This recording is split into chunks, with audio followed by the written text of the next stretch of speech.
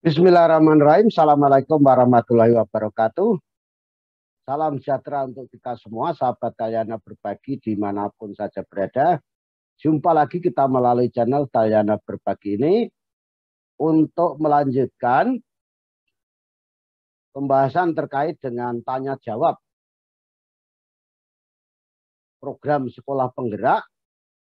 Kali ini memasuki bagian ke-16, yakni masih terkait dengan penguatan sumber daya manusia sekolah, masalahnya tentang IHT atau in-house training. Pada bagian 16 ini kita akan menjawab atau membahas pertanyaan dan jawaban nomor 93 sampai nomor 100. Bagaimana pertanyaan-pertanyaan dan jawaban-jawabannya akan saya bagikan melalui share screen berikut ini. Saya ambil dari website program sekolah penggerak.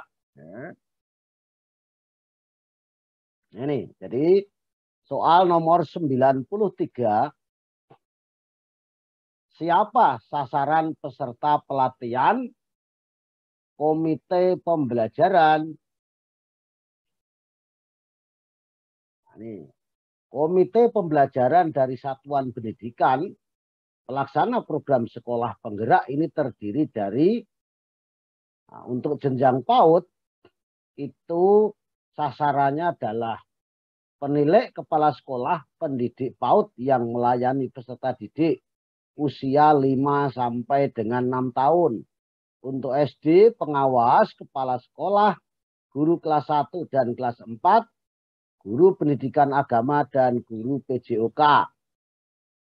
Kemudian jenjang SMP dan SMA, pengawas kepala sekolah, 10 guru mata pelajaran dan 1 guru BK. Sedangkan untuk jenjang SMK, pengawas kepala sekolah, wakakur, guru 8 mata pelajaran umum, guru IPAS, informatika, dan 2 guru program keahlian.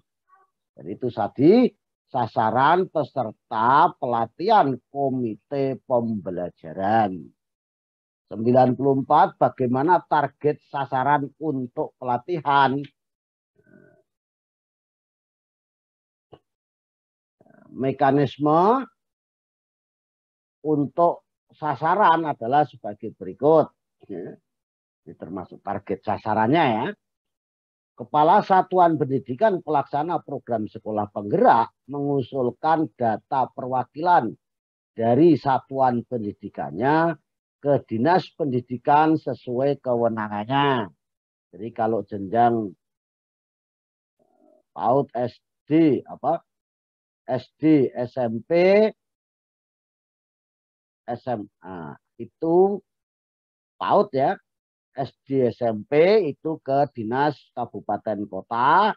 Kalau SMA dan SLB, SMK itu jenjang Dinas Pendidikan Provinsi. Ini Dinas Pendidikan Provinsi atau Kabupaten Kota sesuai kewenangannya melakukan verifikasi data peserta pelatihan untuk setiap jenjang pendidikan. Dinas Pendidikan mengajukan data peserta pelatihan ke UPT, yaitu P4TK dan LP2 KFPS sesuai wilayah binaannya.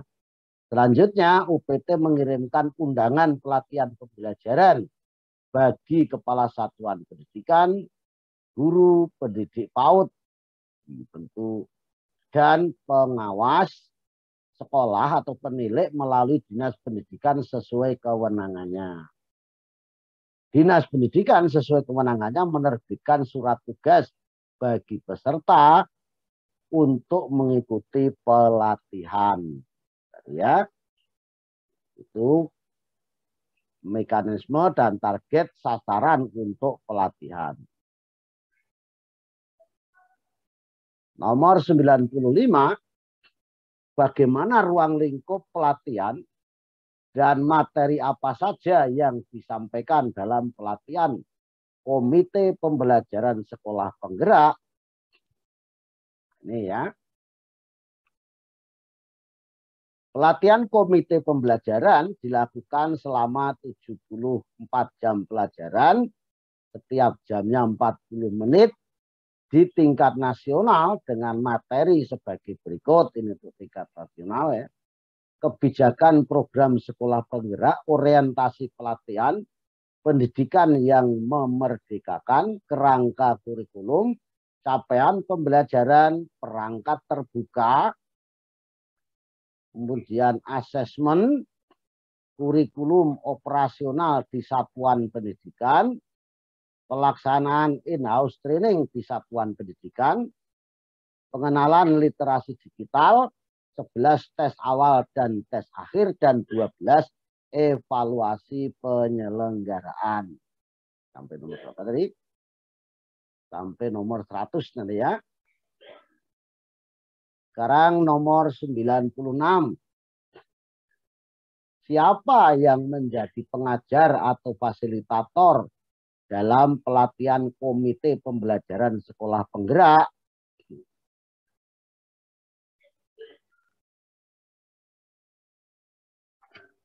Fasilitator ya, dalam pengajar atau fasilitator dalam pelatihan komite pembelajaran di sekolah penggerak itu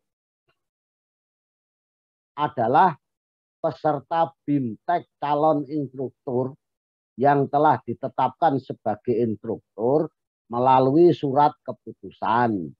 Jumlah dan instruktur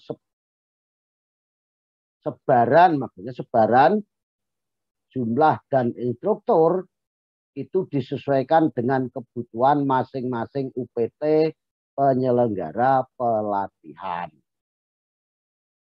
Apa tugas instruktur pelatihan? Instruktur pelatihan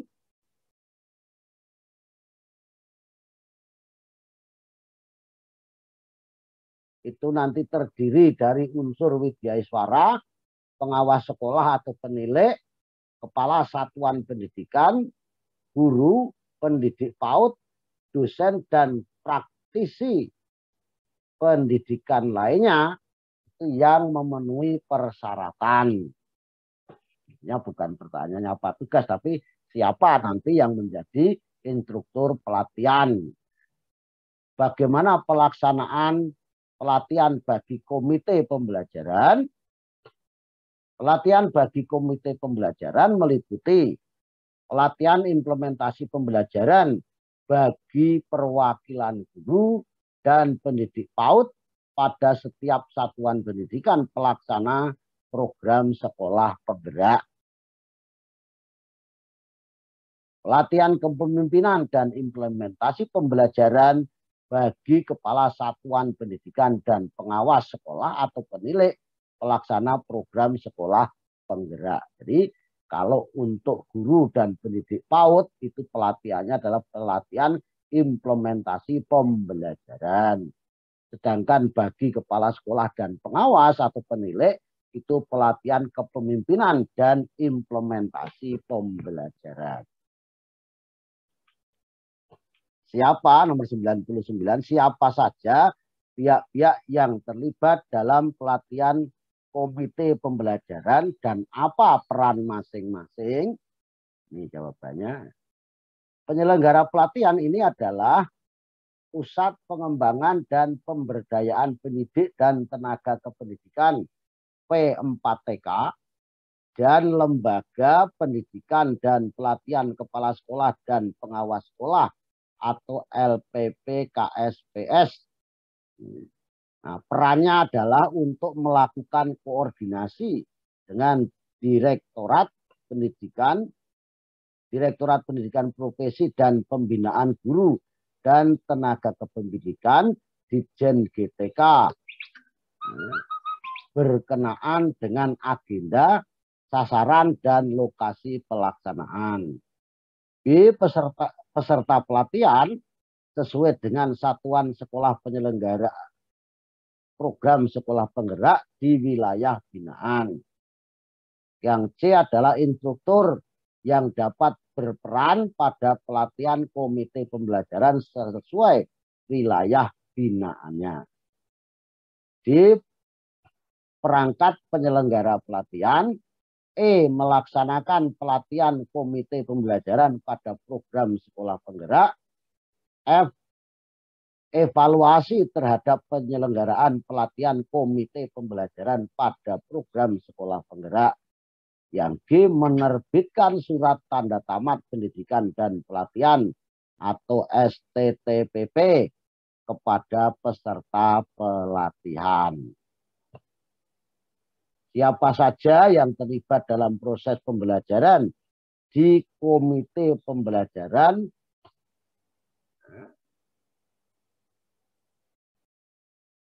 ini yang terlibat adalah peserta pelatihan. Itu tupoksinya atau tugasnya adalah mengikuti seluruh materi sesuai jadwal, melaksanakan pembelajaran secara aktif dan kolaboratif, mengerjakan tes awal dan tes akhir, menyelesaikan dan mengumpulkan seluruh tugas dan tagihan. Sedangkan instruktur pelatihan, tupoksinya adalah 1. Memonitor keaktifan peserta dalam pembelajaran. 2. Memfasilitasi proses belajar peserta. 3. Memberikan umpan balik terhadap tugas yang diunggah peserta. 4. Memberikan nilai sikap dan keterampilan peserta. 5. Mengolah nilai akhir peserta. Dan 6. Memberikan rekomendasi terhadap peserta. Kemudian yang terlibat juga ada admin LMS yang bertugas melakukan rekapitulasi terhadap keaktifan peserta. 2. Membantu memfasilitasi pelaksanaan diskusi di LMS sesuai dengan waktu yang ditetapkan. 3. Memberikan solusi permasalahan teknis yang dihadapi oleh pengajar maupun oleh peserta. Jadi di bagian ke-16 ini kita jawab atau kita bahas jawaban sampai nomor 100. Insya Allah nomor 101 dan seterusnya akan kita bahas pada bagian tanya jawab ke-17, 18 dan seterusnya. Mudah-mudahan ini bermanfaat. Mohon maaf kalau ada kekeliruan. Saya akhiri. Billahi taufiq wal hidayah. Assalamualaikum warahmatullahi wabarakatuh. Salam sejahtera untuk kita semua. Sampai ketemu lagi pada bagian selanjutnya. Terima kasih.